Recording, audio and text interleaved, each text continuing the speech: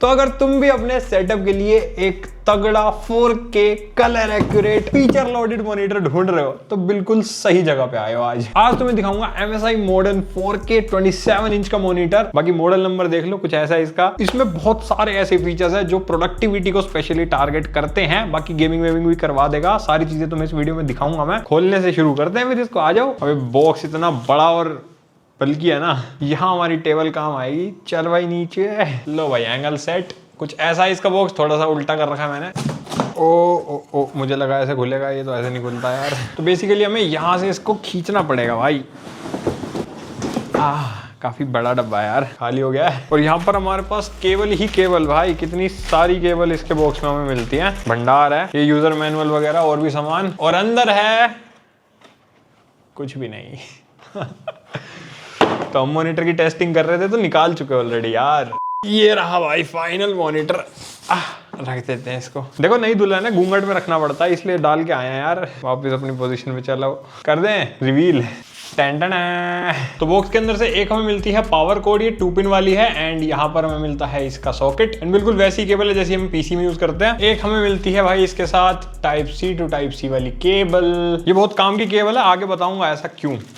Okay, बने रहो। ये कुछ पुस्तकें मिलती हैं हमें इसके साथ। एक अपनी HDMI केबल, काफी हाई क्वालिटी केबल है भाई। और एक हमें मिलती है USB Type-A to Type-B वाली केबल। इसका भी यूज केस तुम्हें मैं आगे बताऊंगा। काफी इंपॉर्टेंट सामान है भाई इसके साथ। और MSI ने सारी चीजें दी हैं बॉक्स में, ये बहुत अच्छा किया। तो मॉनिटर तो हमने ऑलरेडी सेटअप कर रखा है इसका, इसलिए चालू भी हो गया भाई ये फटाफट से। बाकी जब तुम नया बॉक्स खोलोगे तो तुम्हें नीचे का स्टैंड मिलेगा, पीछे का स्टैंड मिलेगा एंड अपना मॉनिटर मिलेगा। तो उसको तुम सेटअप कर सकते हो। अगर नहीं पता कैसे करना है तो हमारे मॉनिटर के पुराने रिव्यूज लेना, बिल्कुल सेम टाइप से ही सेटअप होता है। ये तो कुछ नया नहीं है, आराम से सेटअप कर लोगे तुम, ठीक है। अब बात करते हैं इसके डिजाइन की, लेकिन उससे पहले एक रिमाइंडर है भाई, ये सब्सक्राइब रेशियो जो है ना बिगड़ा पड़ा है। देखो 5% पे टिका हुआ है, तो यार कर दिया करो भाई, क्या ही जाएगा तुम्हारा, हमें मजा आ जाएगा। 25% इसको ना हमें लेके जाना है इस साल के एंड तक। तो भाई का टारगेट पूरा करवा देना, ताकि मैं ऐसी मस्त मस्त वीडियोस लाता रहूं। मोटिवेट नहीं करोगे क्या? और हाँ, लाइक भी कर देना, बेल आइकन भी ऑल पे कर देना, सब कर दिया करो यार, मजा आ जाना चाहिए। तो हमारा पूरा मॉनिटर व्हाइट कलर में आता है और सफेद सुंदरता वाला सेटअप तुम बना सकते हो इससे, ये चीज बढ़िया है। बाकी फ्रंट की बात करें तो हमें 3 साइड से बहुत ही कम बेजल्स मिलते हैं। हल्के से हैं ब्लैक बट इतने ज्यादा नोटिसेबल नहीं होंगे। थोड़ा और कम करते तो मजा आ जाता। बाकी नीचे वाली बेजल थोड़ी सी मोटी है, क्योंकि वहां पर ऑब्वियसली यार ब्रांडिंग इंडिकेटर सब चीजें लगी हुई है। यहाँ पर MSI की ब्रांडिंग तुम देख सकते हो सेंटर में। एंड नीचे का जो हमारा बेस स्टैंड है वो काफी ज्यादा बढ़िया है। स्टैंड के नीचे रबर ग्रिप लगी हुई है एंड स्टैंड जो है वो अंदर से मेटल का है। ऊपर से जो ABS प्लास्टिक है वो कर रखा है ताकि इसको व्हाइट कलर दे सके हम। बाकी जो पीछे वाला स्टैंड है ना वो भी बहुत ही बढ़िया और बहुत ही मिनिमलिस्टिक लगता है। तो काफी प्रोफेशनल लुक है ओवरऑल अपने मॉनिटर की। एंड बैक साइड से भी देख सकते हो, सेंटर में हमें मिलती है MSI की ब्रांडिंग। और भाई जो पूरा ऐसे जहां पर स्टैंड फिट होता है ना इसके मॉनिटर के सेंटर में, वो बिल्कुल ऐसे सिल्वर कलर की, ऐसे सर्कुलर टाइप की है भाई। वो बहुत ही नेक्स्ट लेवल लगती है। ऐसा लगता है भाई मॉनिटर के पीछे चांदी लगा दिया। मतलब समझ रहे हो ना तुम, कितना बढ़िया लुक मारता हो। तो इसके अंदर तुम्हें सारे टाइप की एडजस्टमेंट्स भी मिलती है इस मॉनिटर के साथ, विच इज गुड थिंग। बाकी पूरा मॉनिटर प्लास्टिक बिल्ड में है, बट काफी हाई क्वालिटी मटेरियल यूज किया है इसके अंदर, तो ऐसा बिल्ड में कोई इशू नहीं है। और हाँ, अपने स्टैंड के पीछे तुम्हें एक क्लिप भी देखने को मिलती है वायर मैनेजमेंट के लिए। बाकी इसके साथ सारी वायर्स भी व्हाइट कलर की आई है, तो तुम्हें ऐसे आफ्टर मार्केट की कोई झंझट नहीं भाई। व्हाइट कलर की थीम पूरी मैच करा दी है MSI ने। एंड हाँ, वीजा माउंट सपोर्टेड है 75mm by 75mm का इसके अंदर। तो अगर अलग से मॉनिटर स्टैंड खरीदना है तो थोड़ा ये साइज देख के लेना। बाकी पीछे की तरफ ही हमें लेफ्ट साइड पे मिलता है इसका बटन, जिससे मेन्यू वगैरह के सारी चीजों को तुम कंट्रोल कर सकते हो। बटन पे भी है ना पॉलिश कर रखी है इन्होंने बढ़िया सी, ऐसे सिल्वर फिनिश आती है, ऐसे चांदी वाली फील। और हाँ, इसके जो स्पीकर्स है वो पीछे की तरफ लेफ्ट राइट साइड में ऐसे साइड फेसिंग है, मतलब थोड़े से अलग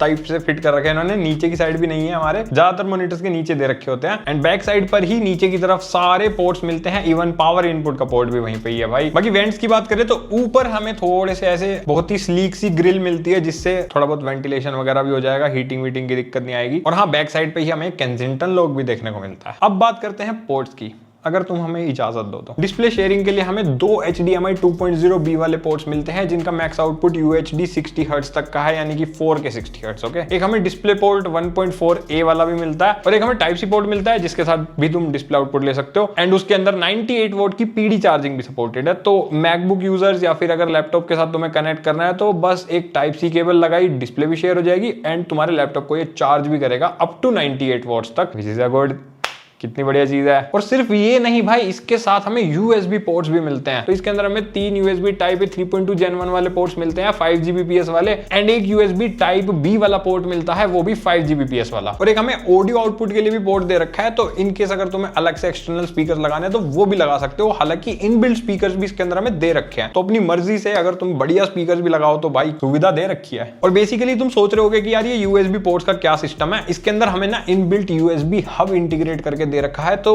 अगर तुम एक लैपटॉप के साथ कनेक्ट करते हो या फिर मैकबुक या मैक मिनी वगैरह, मतलब लोग बनाते हैं ना भाई सेटअप, तो तुम्हें यूएसबी हब की जरूरत नहीं पड़ेगी। इसके अंदर इनबिल्ट पोर्ट्स वगैरह दे रखे हैं। तो अगर तुम्हें एसएसडी लगानी है, हार्ड डिस्क लगानी है या कुछ भी कनेक्ट करना है, पेरिफेरल्स वगैरह, वो सब तुम इन यूएसबी और टाइप सी पोर्ट से कर सकते हो। स्पेशली मैक के लिए तो तुम्हें एक टाइप सी केबल यूज करके कनेक्ट करना है और सारी चीजें कनेक्ट हो जाएंगी ऑटोमेटिकली। बाकी इसके अंदर हमें एक केवीएम स्विच का फीचर भी मिलता है, जो मैंने टाइप बी वाली केबल बताई थी ना, उसको अगर तुम लगा दोगे तो तुम एक टाइम पे 2 सिस्टम के साथ भी इसे यूज कर सकते हो। मतलब बेसिकली जो यूएसबी हब है ना, वो एक टाइम पे तुम्हारे डेस्कटॉप और लैपटॉप दोनों के साथ काम करेगा, या फिर 2 लैपटॉप करते हो कनेक्ट, जो भी तुम्हारा मन करे, और फिर तुम सेम कीबोर्ड माउस को दोनों सिस्टम्स पर बराबर यूज कर पाओगे। मतलब ऐसा नहीं है कि तुम्हें उस कीबोर्ड माउस को पहले हटा करके अपने पीसी में लगाना पड़ रहा है। भाई डायरेक्टली मॉनिटर के साथ सारी चीजें कनेक्टेड हैं, कोई दिक्कत वाली बात नहीं है। तो ये फीचर मेरे को सबसे बढ़िया लगा भाई इस मॉनिटर के अंदर। कमेंट में बताना कि अभी तक तुम्हें इस फीचर के बारे में पता था या फिर नहीं। अब मेरे को इसका स्टैंड भी बहुत ही ज्यादा यूनिक लगा। मतलब इसमें ना काफी सारी एडजस्टमेंट्स हमें मिलती हैं, जैसे कि तुम -5 डिग्री से लेकर 20 डिग्री तक टिल्ट एडजस्टमेंट कर सकते हो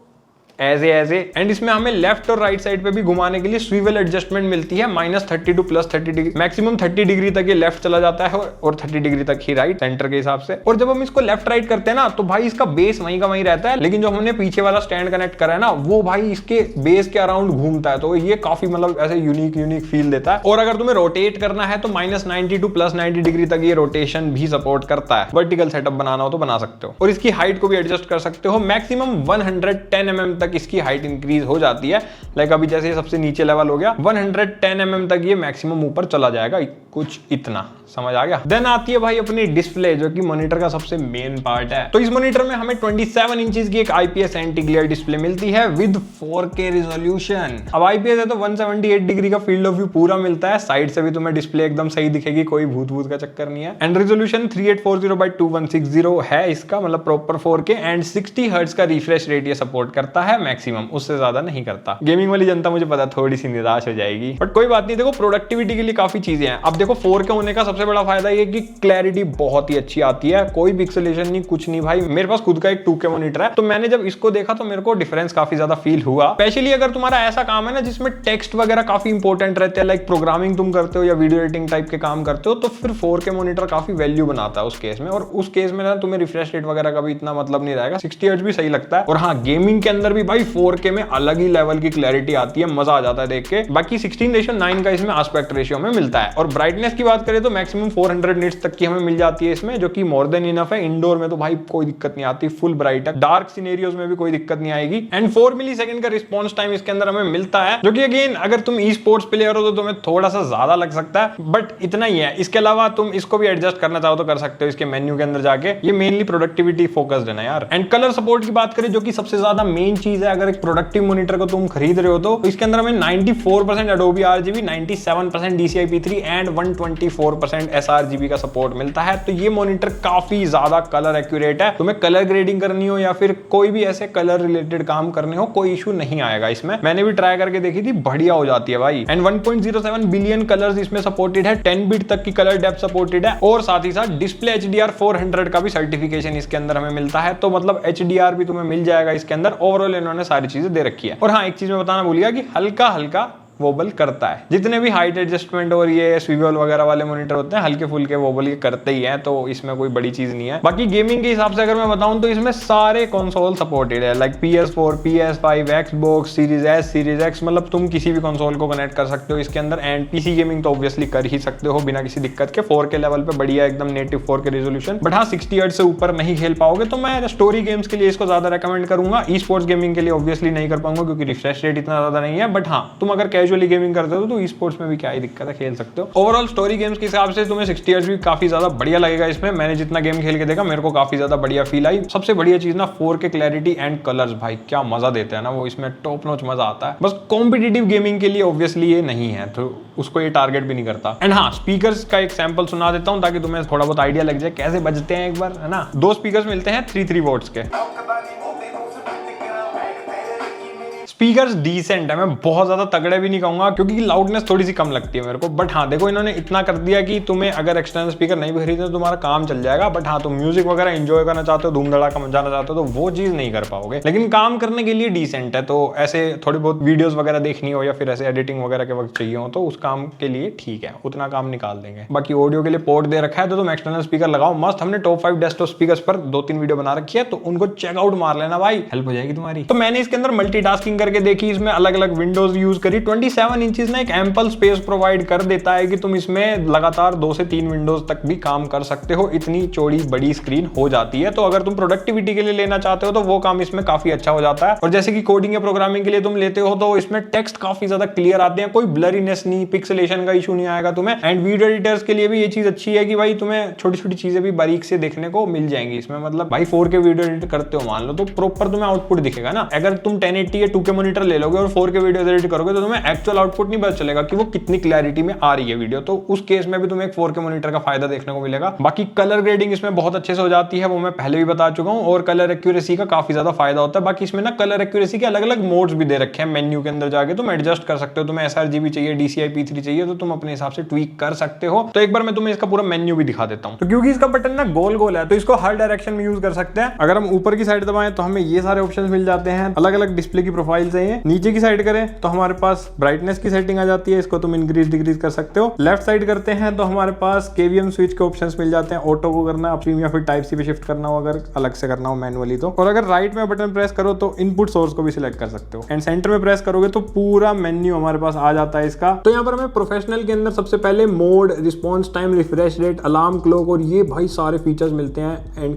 इवन स्क्रीन असिस्टेंस के लिए क्रॉस हेयर वगैरह भी लगा सकते हो। KVM भी यहाँ से एडजस्ट हो जाता है। स्क्रीन साइज को तुम यहाँ पर एस्पेक्ट रेशियो वगैरह चेंज कर सकते हो। एंड एडेप्टिव सिंक को ऑन ऑफ कर सकते हो। बाकी इमेज के अंदर आओगे तो यहाँ पर हमें ब्राइटनेस, शार्पनेस, इमेज एनहांसमेंट और भी बहुत सारे फीचर मिलते हैं, लाइक HDCR का भी ऑप्शन है। इनपुट सोर्स के अंदर जाओगे तो ये वही इनपुट चेंज करने के लिए है। एंड ये PIP PBP के लिए अगर 2 डिवाइस एक साथ कनेक्ट कर रहे हो ना तब ये तुम्हारे साथ काम आएगा। तो यहाँ से उनकी सेटिंग्स चेंज कर सकते हो। यहाँ से नेविगेशन की वगैरह के अंदर तुम कस्टमाइजेशन कर सकते हो कि लेफ्ट राइट ऊपर नीचे से क्या क्या हो। बाकी सेटिंग्स के अंदर हमें ये सारी चीजें भी मिलती हैं। तो बहुत सारी सेटिंग्स है भाई ओवरऑल इसमें भरी पड़ी है। USB-C हब के लिए भी देखो 2.0 3.0 पे स्विच करने का ऑप्शन मिलता है हमें। वॉल्यूम वगैरह भी यहीं से एडजस्ट होती है इसकी। बाकी देख सकते हैं यहाँ पर क्या क्या मिलता है। अब अगर फाइनल वर्डिक्ट दूं तो भाई आज के हिसाब से ना इसका प्राइस चल रहा है कुछ 27,000 रुपीज के आसपास। एंड बहुत सही फीचर्स इसने प्रोवाइड कर दिए, स्पेशली एक 4K मॉनिटर तुम्हें विद USB हब एंड इतनी सारी चीजों के साथ मिल रहा है। तो एक ऑलराउंडर कह सकता हूं मैं इसे। तो मतलब अगर तुम्हें ऐसे एक व्हाइट मॉनिटर ढूंढ रहे थे अपने सेटअप के लिए, बिल्कुल एस्थेटिक हो जो काफी ज्यादा एंड उसके अंदर फीचर लोडेड हो, KVM स्विच जैसा बढ़िया फीचर भी इसके अंदर तुम्हें मिल जाता है। एंड डिस्प्ले मैंने बताई दिया तुम्हें काफी बढ़िया इन्होंने दे रखी है। And editors, productive users, programmers, music producers या फिर ग्राफिक डिजाइनर्स, इन सब के लिए भी ये मॉनिटर काफी ज्यादा वैल्यू फॉर मनी है। बाकी देखो और भी काफी सारे मॉनिटर्स आते हैं, हमने काफी सारे रिव्यू भी कर रखे हैं तो तुम उन्हें भी चेकआउट कर सकते हो। देन अपना डिसीजन आराम से बनाना। बाकी मुझे कमेंट में भी बताना कि तुम्हें ये कैसा लगा, ठीक है, मैं जानना चाहता हूँ। लिख दो अपने ओपिनियंस। और हाँ, इसका लिंक मैं तुम्हें डिस्क्रिप्शन में दे दूंगा, खरीदना चाहो तो वहां से जाके खरीद सकते हो। बाकी लाइक सब्सक्राइब शेयर तो जरूरी है ही, तो वो सब कर देना भाई। हम मिलेंगे अगली मस्त वीडियो के अंदर, तब तक के लिए बाय बाय।